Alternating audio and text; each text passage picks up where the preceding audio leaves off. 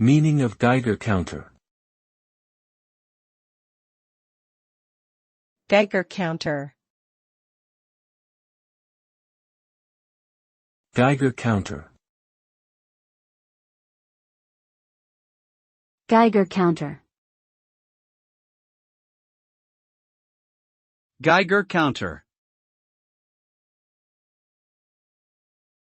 A Geiger counter is a type of radiation detection device used to measure ionizing radiation. The device works by detecting the ionization produced by radiation and converting it into an electrical pulse that can be measured. When the Geiger counter detects radiation, it emits a clicking sound and displays the level of radiation on a dial or screen. Geiger counters are commonly used in nuclear power plants, laboratories, and for environmental monitoring.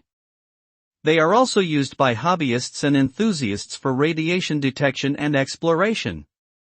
Overall, the Geiger counter is an important tool for detecting and measuring ionizing radiation.